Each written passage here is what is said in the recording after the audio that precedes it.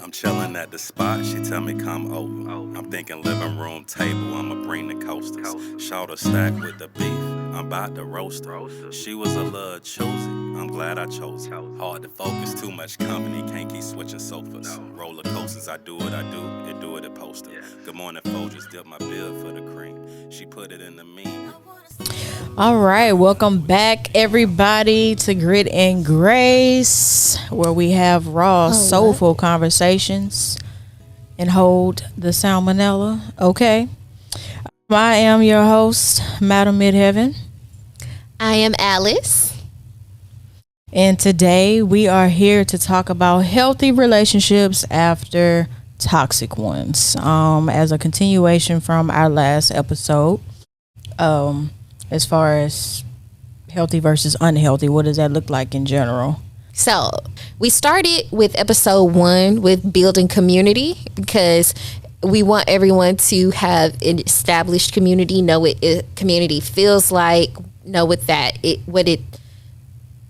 know the experience of being a good community member and also receive community. Right. And then episode 2, we're talking about parental upbringing, how these things affect us in our childhood, how they affect how we show up in all other relationships, not just romantic, but friendships, business, relationships, platonic, all of those.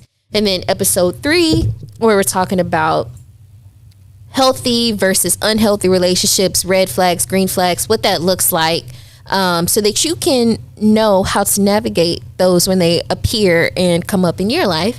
And then that brings us to this, which when we were talking about this, we called it Relationship Gumbo. That was the name. Yes.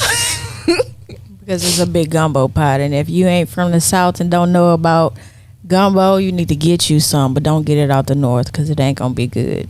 No. South. No shade to those in the North. Louisiana, if you can. Precisely. In the little country towns, that is. Like Lafayette, Burr Ridge, stuff like that. So let's get into it. So if you could think back to your previous relationships, right? What would you say that you've learned about yourself from those previous relationships? When I'm in, I'm all in. And when I don't care anymore, good luck. That sounds like me. I think that's a Sagittarius thing, though. Probably. I got a Sag stellium, so. Yeah, like. On top of the Scorpio. There's almost a switch. There is someone that I was dating who, like, by all standards, is a very attractive man, right? Mm-hmm. And he's so ugly to me now. Physically, he's just not attractive to me anymore. And sometimes it's just like, okay, those love-colored lenses will make you see someone differently. Would you say, since you said that, would you say that, like for me, my physical attraction to someone can easily be switched on and off by their mental capacity and their emotional IQ? Yeah, you too? Okay. Oh, yes. The best sex that I have ever had has followed just us being vulnerable with each other, confiding in one another, and sharing things. Well, I think that's a part of sex. So it's not just physical. The physicality is like the least of your worries, really, about it. But having that emotional aspect of being safe and vulnerable, right, will just make the sex 10 times better, at least in my eyes. I mean, yeah, because I think everybody wants to feel safe.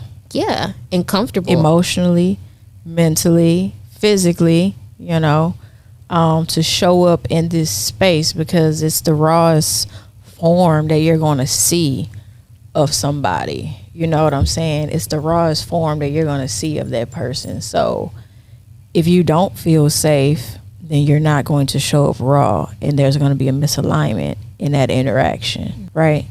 100. So, okay. I think for me, one of the biggest things I learned was just knowing when enough was enough. Like knowing when it was over. Okay. And not trying to convince myself of like, okay, maybe I can work it out, da-da-da-da-da.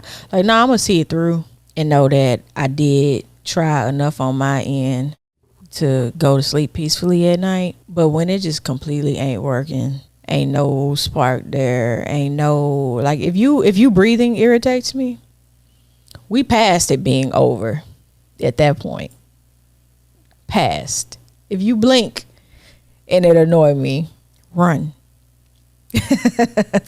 And Quick. in a similar sense, it's like a switch with me. Yeah. Like, I will try and try and try and be so forgiving and try to communicate through every disagreement and try to step outside of myself into the other person's shoes to try to see where the disconnect might be, to try to see things from their perspective too. And the moment I feel like you're not willing to try to put yourself in my shoes or see where it is that I'm coming from, but I'm willing to do that for you, that shows me that you lack empathy. And there is only so far you can go with a motherfucker that don't have empathy. Agreed. And at that point, that's when I'm done. And it's like a switch. Like, you will think I done fell off the face of the earth the way that I fall been back. told that. And I mean that. I already be chilling, laid back. But boy, I could lean up or I can lean further back. And it's not just physically. Like, it's just like, you won't just miss me Energetically. physically from your phone. I will not be thinking about you. Yeah, energetically. I think that for me, when I pull my energy back, the person always feels it. It don't matter what they are in relation to me, they always feel it. 'Cause immediately they like, what's wrong? Is everything okay? Nigga, you. Is something going on? Exactly. You was wrong. Something, you have done something that I did not like. And I can guarantee, especially at this point, I can guarantee that I have expressed to you that I do not like that.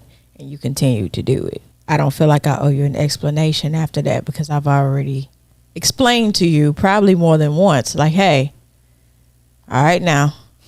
All right now. And since we're talking about recovering, or what a healthy relationship will look like after a toxic one, I have to acknowledge the amount of fear and uncertainty that I would feel going into a new relationship. Because sometimes, like, we don't control when we meet people that we're attracted to or have a connection with. At one point, I had met somebody like 2 months after a breakup. I was fully prepared to be grieving So did for you feel a like year. it was too soon? For a year and some change, based on the depth of love and amount of investment I was into that previous relationship, they came to a not good end. So do you feel like it was too soon when you met the new person? I mean, how soon is too soon? It's not so much that I felt that it was too soon, but it almost felt like I didn't get a proper chance to grieve the previous relationship. And that's what they call a rebound, sis. But it wasn't, because all of the ways that I really wanted that, or all of the goals that I had for that previous relationship, and these weren't Delulu, by the way. These were not Delulu goals. These were goals that, and things that had been said and promised, and words, and, you know, all of those things. Afterwards, it was just like, okay, I need time to process that this person may have wanted to do right by me, but in the end chose not to. I needed time to sit with that. And I did not get time to sit with that it sat with me for a little bit before another man came into my life. Are you a firm believer that how you get them is how you lose them? I ain't acquiring neither of those men incorrectly, so no. Okay. But in general, would you say how you get them is how you lose them? I feel like when you go into the with that, because we talk about intent a lot on this podcast, if your intent is not good, easy come, easy go, for sure, 100%. I feel like up until this point in my life, whether it was my own situation or somebody else's situation, Okay. and even like Tyler Perry's show Sisters, right? How Andy was dating Gary, who I absolutely disgusting, but he was married when she met him. He lied about it though, so she didn't know, but she did find out. And she continued to stay with him and live in this fantasy world of whatever he was selling her and she was selling herself. Okay. Ultimately, they end up not being together. And then for those who do watch Sisters, here recently, she's found out that even when he was with her, he was with another woman as well and had gotten her pregnant and sold her the same story. So the cycle just kind of like continues. So technically, Andy lost him, right? She didn't lose, but lost him to another young lady who popped up and was like, she's pregnant and they're engaged to be married like in the next month or something. Ain't this motherfucker married? Well, was, because that wife died. She was killed. He killed her. But said Andy killed her or something like that. Or that she killed herself. So he's a something murderer crazy. and adulterer. Girl, he's a lunatic. A narcissistic lunatic. Okay. So I'm just saying like that as a fictional, because it's TV, but that really does happen in real life. And I know people that has happened to.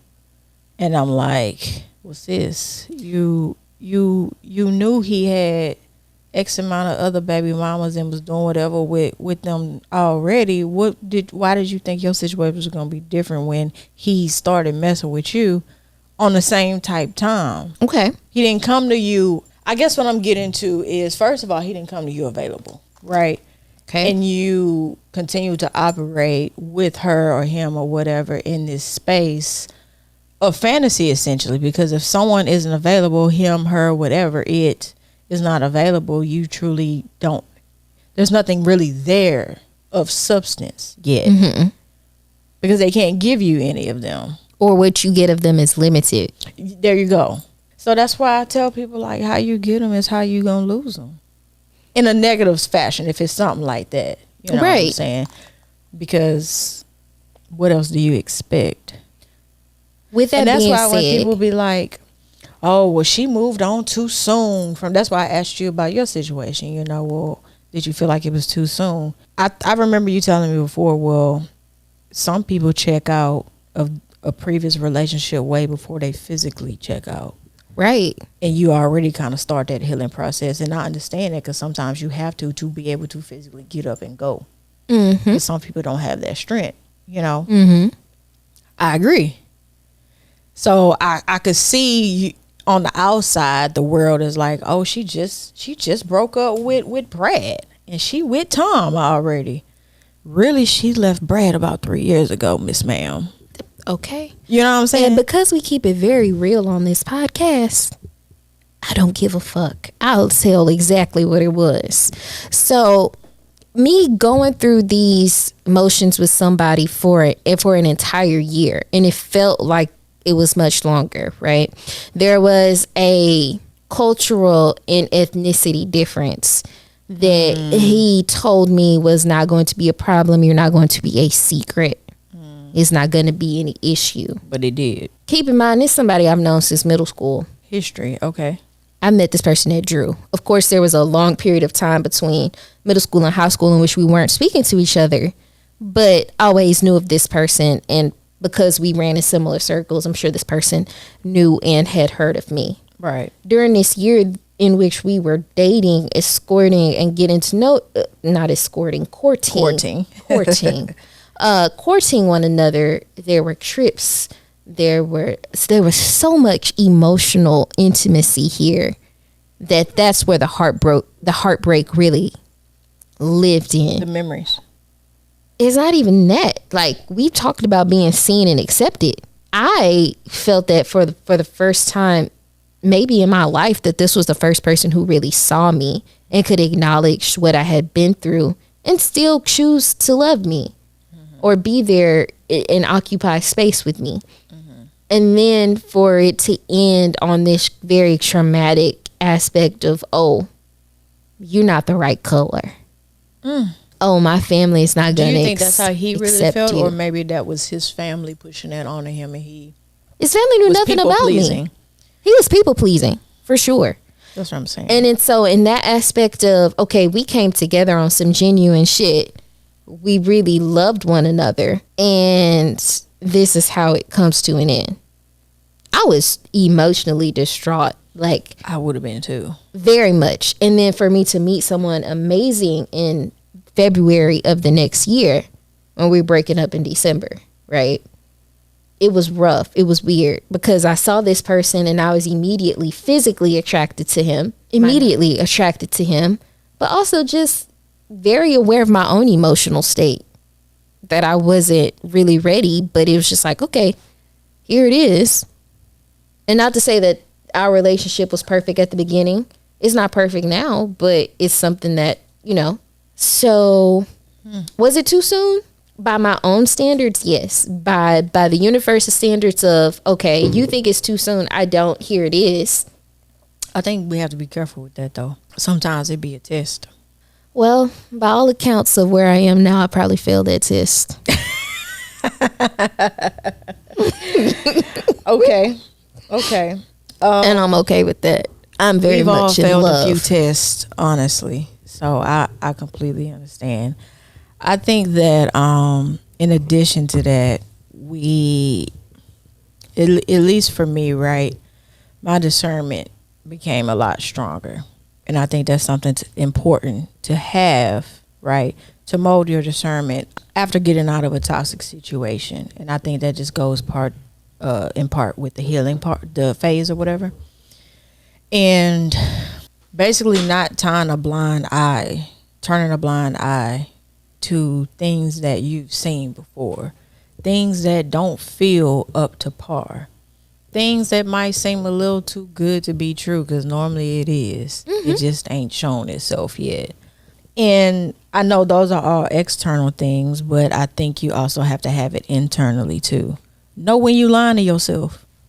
Know when you got these blinders on, or when you just kind of out here essentially desperate because you've been through X, Y, and Z situation in the past, and it's like you want to be loved. Who doesn't want to be? Who doesn't? I mean, I know I do, but you know what I'm saying?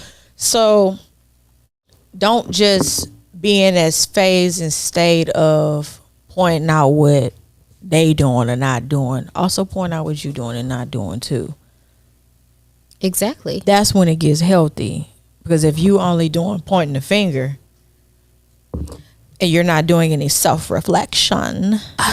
Okay. It's part of self-awareness. And as she says at the beginning of every episode, we keep it very raw, right? No salmonella. No salmonella. I am confident in saying that the relationship that I am in now, and I'm even more confident in saying, because my boyfriend does not watch or listen to my podcast, even more confident in saying that it was a little rocky at the beginning. Like we both had this very strong attachment or an attraction to each other, not attachment, strong attraction to each other. And like I said, I've put my business out there for what I was going through at the time. He had things that he was going through too. It wasn't an ideal time for either of us at all. Is it now? Whether it's wrong or not, or I will say this, whether or not how we came to be where we are, I'm in it and genuinely in it. Definitely. And very much in love and feel loved. And that's all I choose to focus on at this time. I'm here for it. I feel loved. I show love. You know what they say? He feels loved. Ignorance is bliss. It really is. I was talking, shout out to you again, cuz I was talking to my cousin about that, and she was saying the same thing what we saying right now, you know. And on top of like, ignorance really is bliss. And you know, maybe one day, cuz when you get on here, we can further delve into why ignorance is bliss. But people that are ignorant to a lot of things, they really got a lot more easier than when you are cognitive of a lot of things, because it kind of gives you a responsibility of, how they say, you know better, do better. So then you don't do better, and then in the back of your mind or your subconscious be like, damn, I know I shouldn't have did that, but, or I know I should have went and did that, but I didn't do it. And it'll kind of like slowly eat at you. For sure. You know? I want to highlight something though. And this is not to make excuses for myself or anybody else. But in saying that, a healthy love does not mean it's going to be perfect. Absolutely not. So- No, nothing is going to be perfect. At all. And just because it's healthy doesn't mean that there won't be conflict, disagreement, some unhappy times, right? All of that. But I think what's important in that is to always be in alignment. That Because part. when you're in misalignment, you're now in attachment. And when you're in attachment, we then have discord. And when we have discord, chaos. And we don't want that. So with saying that a health, because this is what we're talking about, this episode is going from a unhealthy relationship to a healthy relationship. I wouldn't say that the previous relationship that I was in before this one was unhealthy. In a lot of ways, there was so much emotional intimacy, which was very Security, important to me. right? It made me feel secure in a lot of ways. I would say the end of it was unhealthy and a bit toxic, not because of any combativeness, but just because of the amount of bullshit that was in the end of it. But needless to say, healthy love does not necessarily mean it's going to be perfect. Right. And it wasn't a good time for me when I met this person. It probably wasn't a good time for him when he met me, the relationship that I'm in now. However, and as someone who judges myself very harshly and just have tons of negative self-talk, I'm working on it. It's not healthy. I know that. I've decided to not focus on the details of other things and just focus on, do you feel loved? And I say yes. Are you giving love? Does that person feel loved? My boyfriend being that person. And if the answer is yes, because I check in, that's enough for me right now. I'm just realistic. And that's what I've chosen to focus on. Yeah. And in conjunction with that, for me, I would want to be, I do that, but then I also want to be realistic about the reality of whatever my situation is. Like, I feel the same way you do, right? Mm-hmm. And then we can get, I don't know, a year from now or 2 years from now, and it all falls down. But it's like, when I look at it from the outside, looking in as a whole, we were building on sinking sand the whole time. And I chose not to pay attention to that. And that's why I say love is what I'm choosing to focus on right now. And that's all that's important to me. Do I feel loved? And does he feel loved? Mm-hmm. That's the only thing that's important to me. Love is not everything, as we know. It ain't, because it can't pay them bills. And even outside from that, right? Aside from, okay, love is not going to keep the lights on. There should be growth in love. Yes. And even though love is my primary focus right now, I've decided to ignore everything else besides, do I feel loved? Do I make him feel loved? That's enough for me right now. That may not be enough for me next year at this time. Next year at this time, it's going to be like, that's okay. your evolution. And that's your growth. It's it. And that's your prerogative. I'm here for it. Next year, I might be focused on growth. Are we growing together? Because if we're not doing that, then this isn't. In addition to however he feels as well, because his feelings and experiences of this relationship are just as valid as mine. That's what keeps something healthy. Yeah. Because we honoring are each other's experiences and opinion. And that goes back to that respect thing that we were talking about earlier too. Right. On the previous podcast, that if you haven't watched, go watch it. I'm in agreement.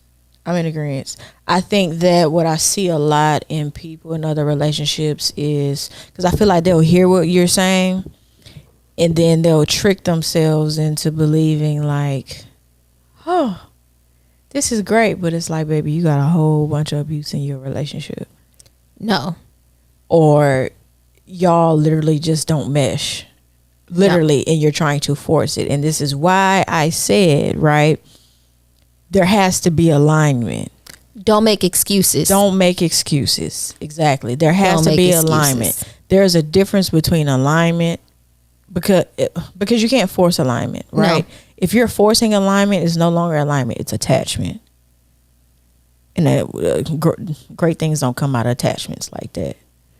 So I don't want y'all to hear this and taking to what she's saying and be making excuses for some BS, because No. we don't condone the BS. Absolutely not. And what I'm saying is that I can appreciate the beauty of my relationship even though it's not perfect, because love is not a perfect thing, right? Exactly. And but then in the same sense, I could also say love is what's most important to me right now. That might not be the case next year. Love is just the base, right? I love you, you love me, you feel loved by me, I feel loved by you. Right. And hear what she said. I feel loved by you. You feel loved by me. Because see, people hear what you said and then they'll disregard that. Oh, well, I love him. Oh, I love her. Do you feel loved by them? But do you act right? You can love somebody all day. Let's say you've been together for 40 years. Of course you love them. Time does that. Do you like them? If you don't like them, baby, what are you doing? You know what I'm saying?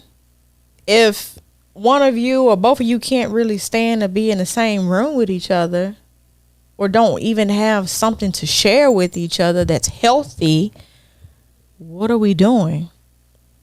And I know a lot of people are gonna be like, well, I'm too old for da-da-da. I don't care how old you are, because and I really started believing that, because I used to be that way too, or think that same thing, like, oh, well, once you get old, you might as well just hang it up and just deal with it.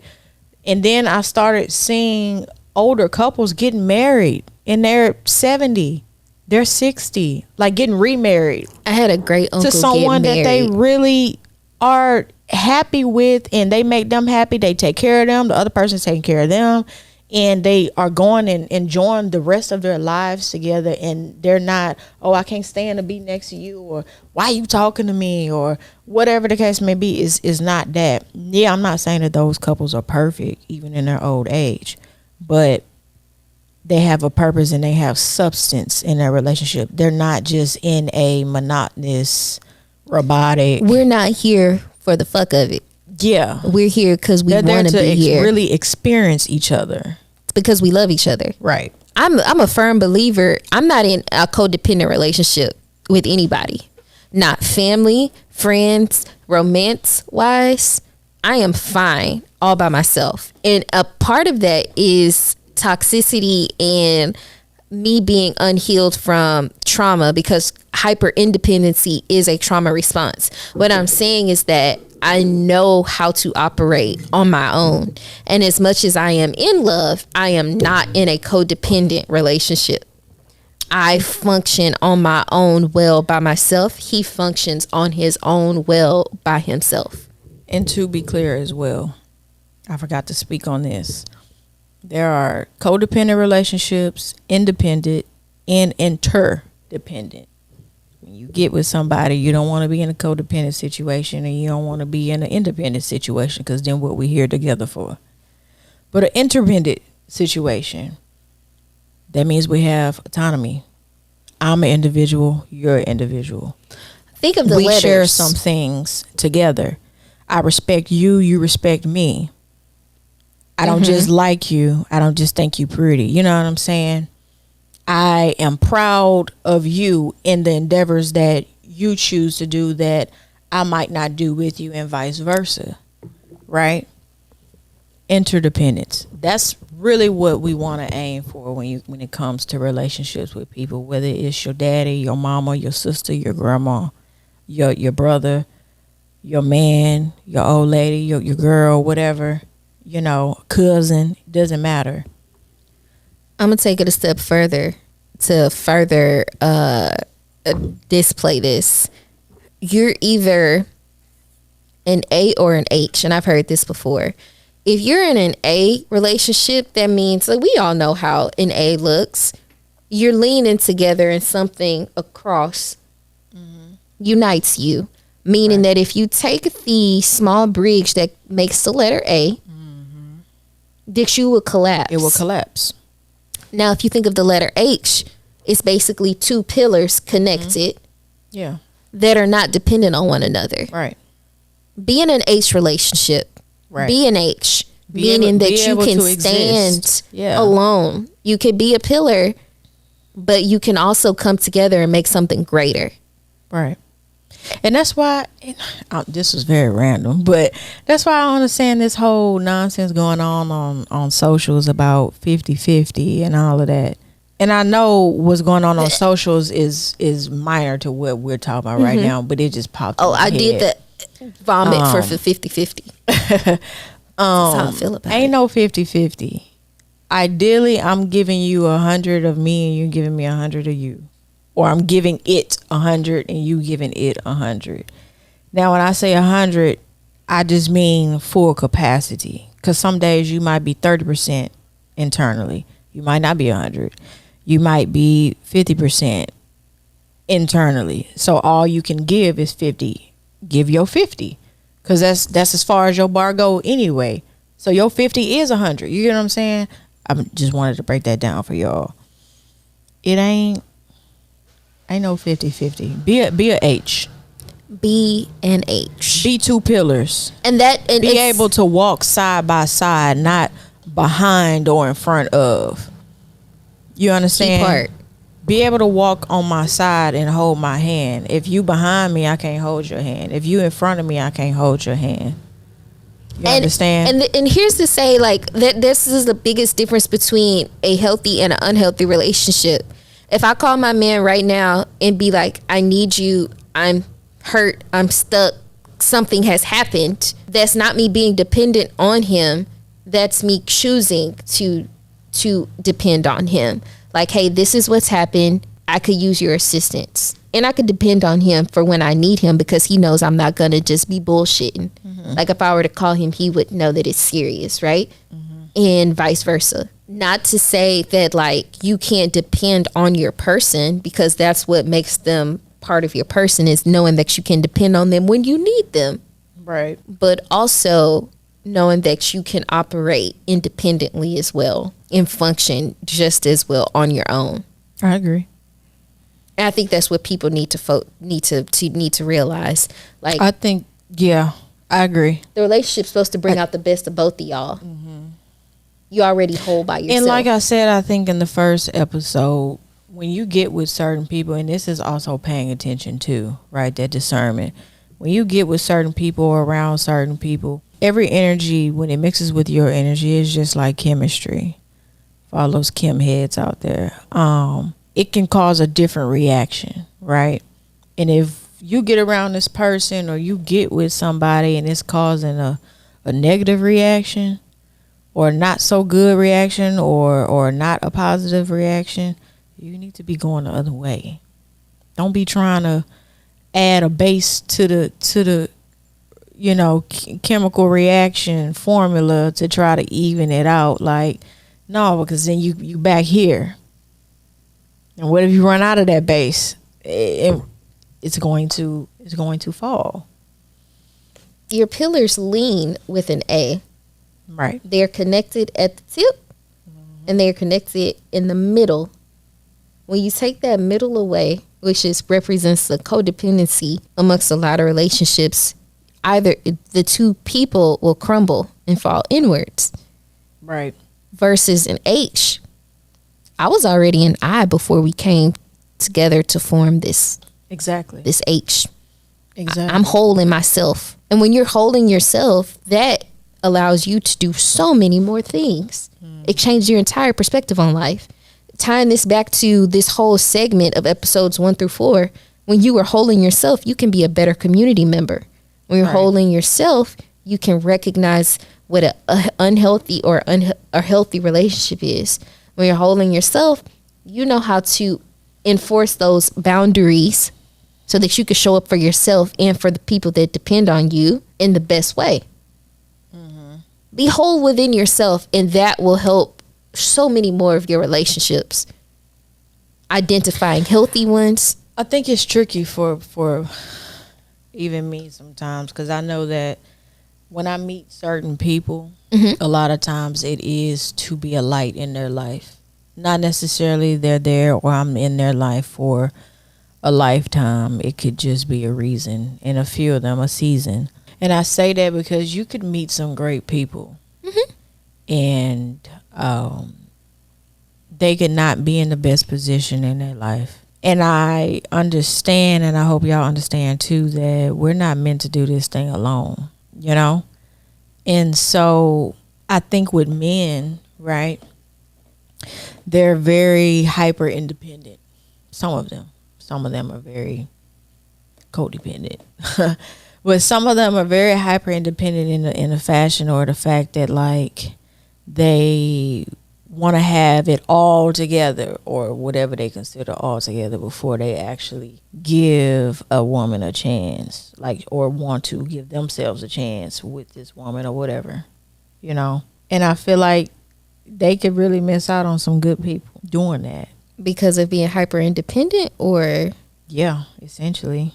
And not to delve too much off topic, because when you say a lot of men are hyper independent, but then a lot are very codependent. The hyper independent ones are, I think sometimes they feel that women or just whoever they're trying to engage in courtship with wants something from them. That's a wound. 9 times out of 10. And most of the time, a person who is whole within themselves doesn't need anything from you. Mm-hmm. Nor do, I'm not going to say they don't want anything from you, but those are the best relationships to engage in with someone who just wants to be with you. Because when you're with a motherfucker because y'all need to be together, shoo, like we can't pay the bill. We not gonna eat. We ain't gonna eat. You hear if me? If we not together. If we ain't together. That is the worst circumstance. The worst place to be in. To be with somebody because you have to. I'm fortunate enough to have never. And that creates a lot of toxicity when you with somebody under that fashion. Because y'all really don't want to be here. Control and all types of stuff. Where you at? Who you with? Well, why you doing that? Well, when you doing it's too much. It's too much. Okay, but I forgot what I was gonna say right there. I had a whole brain for it.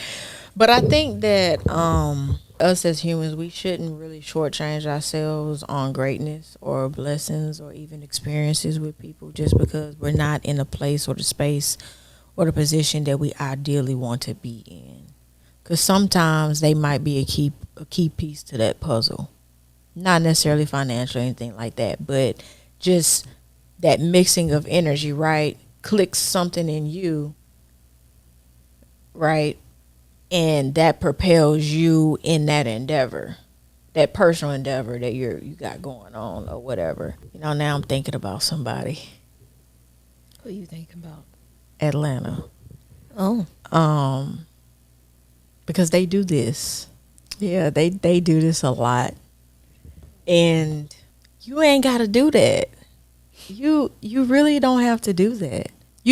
I really feel like you shortchange yourself, and even I've shortchanged myself before doing that. I think they call that Imposter Syndrome. Okay. If I'm not mistaken. I'm going to have to look at Put it in plain words for the people who don't catch your drift. It's almost like, I think Imposter Syndrome, they explain it like let's say it's a job, right? Right. And you we look know at the how job it looks description in a job, but how does that look in a relationship? Put it in plain words in that way. In a relationship or wanting a relationship, whatever you want to call it, I think it looks like I don't have the car, I don't have the house, I don't have this particular job, I haven't made this particular career move yet, or I'm in this tax bracket, I'm not in this tax bracket or whatever yet. That could easily look like I'm not good enough for you. And that's what I'm saying, essentially. I was just giving the examples. You're whole within yourself, because if you can provide and you're self-sufficient, that makes you whole within yourself. That makes you whole. And that's what I be telling folks. Like, but some people, men and women, they'll get with someone and like, oh no, she, they got to be 7-figure nigga, you know what I'm saying?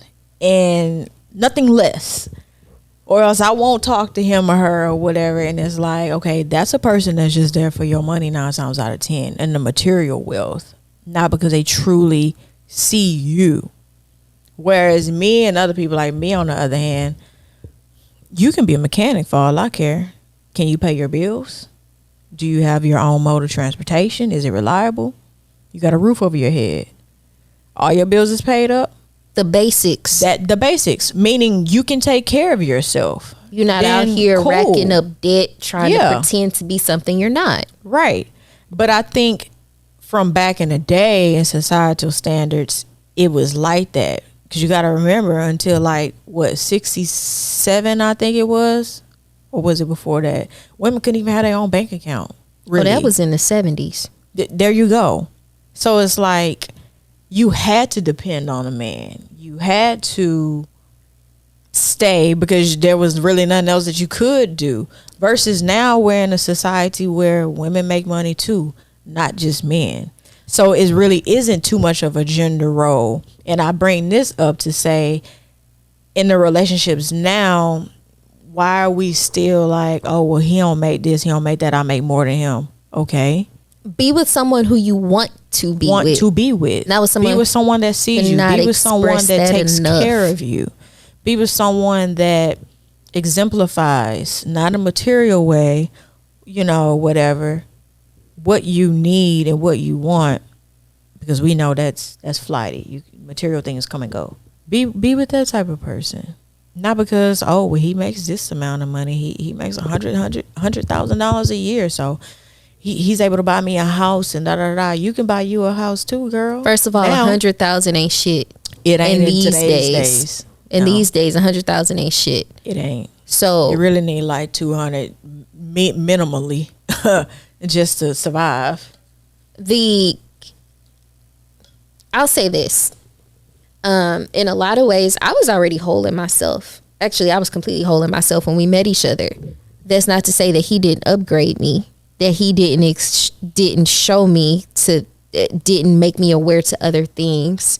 I was fine living a debt-free life, dressing how I was dressing, and doing the things that I was doing. I was fine. But when you meet someone who does want better for you, or even just someone who is on another level, a healthy sign is that they're not going to belittle you for being for where you at, but they will try to help you get to be better. Get to grow, to evolve. Yeah. Like my style, I have made some very questionable style choices because I just didn't care. Great. Like I don't like to put a lot of thought into what I put on my body. I just have to put on clothes. First of all, I'm very anti-clothes when I go out. I'm just like, I got to go put on some clothes so I can go run up to the grocery store. Basically. My man has upgraded my wardrobe in a substantial way. It's like, okay, you look good in this. You would picks out entire outfits for me. And the way that I'm received by dressing better has given me better opportunities to do stuff, job-wise, career-wise, just because I put on nicer clothes. Didn't change anything about what I was doing, but it took him pointing that out to me. Like, hey, when you dress better, people take you more seriously. But see, you were receptive to that. As women, I think we're a lot more receptive than men. For instance, Atlanta, if I was to tell him something along those lines, they just be like, okay. It wouldn't see, take men, most men, they ain't trying to hear that unless it's coming from another man, perhaps. And that goes back to that whole societal thing that I was talking about a minute ago, right? It's been rooted in us. We've been groomed that way for a very long time, even our parents. So, but that's because, like we said, they couldn't even have their own bank account. Women within the last 100 years. So it's like, oh, you have to get married. What do you mean? But versus us, if we don't get married and we die single with no children, it's not that big of a fucking deal versus 50, 60 years ago, where it's just like, what do you mean you're not getting married? How are you going to get a house? How are you going to live? What are you going to contribute to society? What do you mean you're not getting married? Absolutely not. Your parents would damn near push you into marriage, arrange you a marriage. They had to in order for them to survive. Because daddy was getting old and he couldn't run the farm like that anymore. So you had to marry off so that they can get money to be able to survive. And also so that they could ensure that you being their daughter or whoever will be taken care of. But we're not in those times anymore. You do not have to get married if you don't want to be. Because women are completely 100% capable of taking care of themselves. Right. I guess I said all that to say precisely what you said. Coming into a new situation after toxic situations, whether you're a man or woman, it is okay to be upgraded and be receptive to that. Because imagine had you not been receptive to that small, suggestion or whatever, right? I just think that men have a harder time being receptive to a woman or their woman, right? Helping upgrade them in those ways. And not, like, 'cause my relationship is just a very unique to how I look at it, how, everybody's relationship is different. But just as easy as he has physically influenced and upgraded my style and how I present myself into the world and things like that, I've given him a lot to sit and think on and change emotionally in how he engages or how but he's been receptive to it. And how empathetic he can be. And look how he's grown. Absolutely. Because he was receptive to it. And that's my point. Indicators of healthy relationships. And so that's my point. Like, receptivity is everything. Someone is not always trying to pick at you or pick you apart or judge you or degrade you or demean you. Some people, I would like to think most people, but who knows, right, are genuinely like trying to gift you a piece of evolution to grow and to be a better you than you were yesterday. Not saying that you weren't good enough, not saying that at all. We all have room for improvement. But because they care about you, just genuine care, whatever the relationship is, friend, cousin, whatever, to see you elevate and grow another step. And the next day, another step. The next month, another step. Because if you ain't growing, what you doing? Because I could be very much defensive and unreceptive to feedback. Like, oh, a lot of people can. Baby, you could dress better, which I already do that. But even in the workplace, not even romantic, even in the workplace. Exactly. You have to be in a certain energy. Yeah. To be able to receive that, or for me to be like, baby, you could and I be think that nicer. takes a lot of self-awareness and security within self. Security within self. I think when people are perhaps quite insecure, they're usually very defensive and easily offended where they shouldn't be. Because like I said, like me, if I'm saying something to you, I'm genuinely saying something to you. I'm not judging you or picking you apart or anything, because I probably was in your same shoes at one point, which is probably why I'm saying something. But you can't say that to everybody. Like you and I, if you came to me and gave me constructive criticism, I would know it's coming from a place of love. Yeah. Because I'm very secure in our relationship. And we have a healthy relationship. I know that anything that you tell me or can give me constructive criticism on is because you love me and you want me to be better. Mm-hmm. And likewise. Right. Vice and that's versa. just how I move. Right. Period. That's how both of us move. I don't care if I'm saying something to my mom, cousin, you, whoever. Like, because, me personally, I ain't saying much of nothing. But you say a lot. Period. So, yes. I just want y'all to be more receptive. Me too. I work on being more receptive. I'm a lot more receptive now than I used to be. But of course, it's always a continual thing. I've always viewed you through a lens of being perceptive, but I guess it's because maybe we've always had the relationship. Receptive or perceptive? Perceptive. My bad. Yeah. You've always been perceptive. Like, you've always been open to feedback. But maybe it's because we've always just had a genuine understanding. Well, I was recently told before with some other situation, we was getting into it, I don't know. And I was cross-checking with someone else because I'm very big on that. Like if I did something wrong, I want to know so that I can correct myself and not continue to keep doing it wrong. And they told me, they were like, you're one of the most self-aware people that I know. You know? And I try to be, because we're not always right. No one's always right, and no one's perfect. And I might have an off day, or how I think might not be the correct way, you know, for that instance or situation or whatever the case may be. If I'm tripping, tell me I'm tripping.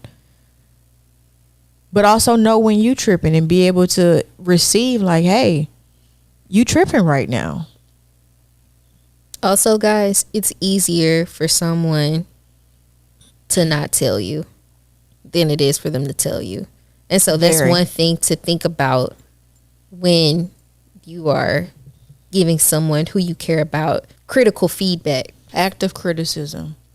But I think a lot of people take active criticism as just criticism. Or an attack. Yeah. And it's not an attack from everybody, at least. I could leave you where you at. I could, right? I could leave you out here looking wild and raggedy and straggly. But I choose not to. Imagine, like in the workplace, I've never had this, but I know someone who has had this. A strong black woman, right? And it's not so much that she showed up in the workplace incorrectly, but someone had to tell her how her showing up like that was received. Especially in corporate America. Which we'll get to. We will have an episode. For that episode. So it wasn't so much, but imagine having to tell somebody, because we're black women here. Right. Imagine having to tell somebody, you're amazing at everything that you do, but because you don't show up a little bit softer, people are going to label you mean, aggressive, XYZ. And so to combat that, it's not that I want you to show up inauthentic, right? But I just need you to be aware of this so that you can maybe come across just a little bit softer. I've had that conversation with my mom, for instance. Because you coming across softer will help you grow and get more opportunities. And like you said, it wasn't me telling her not to be herself. One thing we know for certain, Cheryl is going to be Cheryl. You could, like you said, be more aware of it, so that way you might change your tone a little bit. Smile. Or your volume, or smile more when you walk through the hallway. You know what I'm saying? So that it changes the narrative slightly, but you're still being authentic to yourself, because you're still going to speak on what's right and what's wrong. Granted, right? Let me be clear. We shouldn't have to do that. Okay? Right. We shouldn't have to do that. If we get the work done, output is what matters. But in a world where feelings and all these other things also matter, how you make people feel really counts too. Like I said in the first episode, you might not remember exactly what someone did, but you will remember how they made you feel. And so when you out here in the world, and this is something that I live by, I want to make sure that I'm making people, if they ain't feeling good, they definitely ain't feeling terrible. Exactly. You know, even if you've made me feel terrible, I'll just not fool with you. You know what I'm saying? But I don't want to be on that other end of someone saying, oh, I made them feel this and this and that way, and it was their first time meeting me on top of that too. Oh, no. That's not the image that you want to put out there in the rapport that you want to have. You know the struggles I've had with my boss. Yeah. And I have really struggled with not treating him the way that he has treated me. Just in wanting to have a relationship where one day where he's going to reflect and like, oh, well, to himself, let's just imagine he doesn't lie to himself. Maybe saying, oh, well, even though I treated her this way, she never threw me under the bus or treated me the way that I treated her. And he will one day. One day. They always do. I can definitely attest to that. Them tables, baby, one thing about it, they always turn. They always turn and they always flip. What side of the table are you on? So guys, we want to hear something from you. What do you think? How do you navigate getting into a new situation after a terrible situation or a toxic situation, a traumatic situation? What are some of those childhood wounds that you have dealt with or might be still dealing with or healing? Or any that we've mentioned that you didn't know that you had and now you know that you have. And let's chat about it. Let's hear from you guys. In addition to that, what is the biggest indicator that has made you feel safe in a healthy relationship from what made you feel unsafe in an unhealthy relationship? Highlight those differences so other people can learn from them as well. We'll be looking for y'all in the comments, in our inboxes, wherever you want to reach us. We like people, as she said, for the most part. For the most part. For the most part. I'll caveat that. We like nice people. I don't like nice people. You know, the root to nice is a fool. We like kind people. We like kind people. Yes. We like kind, honest, genuine people. We like genuine people. I think that encompasses our audience that we would like to converse with in the comments, in the inbox, everywhere. Yes. But more than anything, reach out. We want to talk. Reach out. Let's have a conversation. Y'all join the conversation.